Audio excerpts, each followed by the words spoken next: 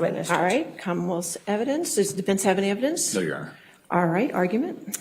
Yes, ma'am. Judge, I want to be clear what we're asking for today before I begin the meat of my argument. We're asking for a life sentence to serve in FE 2024-666 count 1.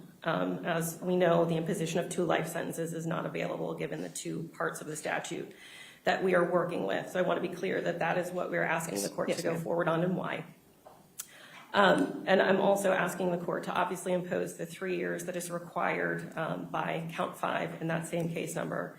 And in FE 2024-873 count 1, I'm asking you to sentence him to 5 years and not suspend any of that.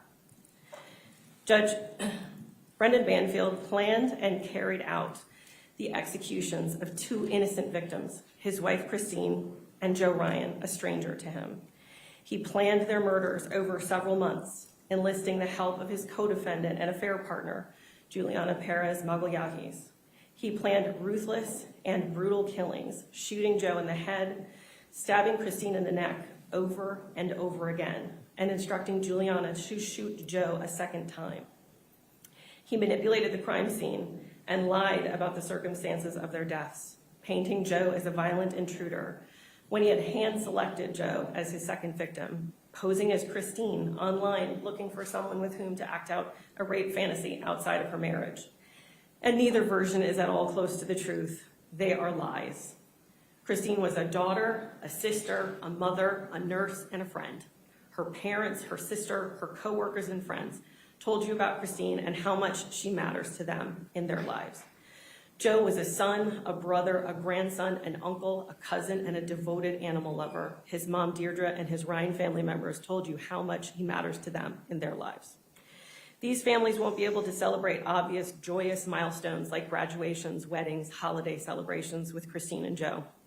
It's important for us to remember the intangible moments that these families have lost as well.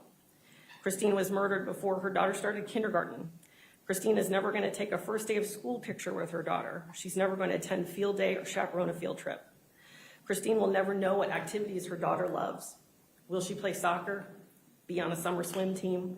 Will she play an instrument? Be a theater kid? Will she be an artist? Christine won't be here to know any of that. Christine won't be here to offer her daughter opportunities to help her find what she loves.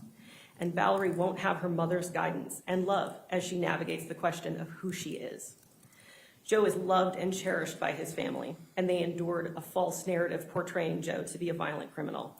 He was a loving caretaker in his family. He cared for his grandpa, his grandma, and his mom, uprooting himself selflessly to be closer to them as they needed him.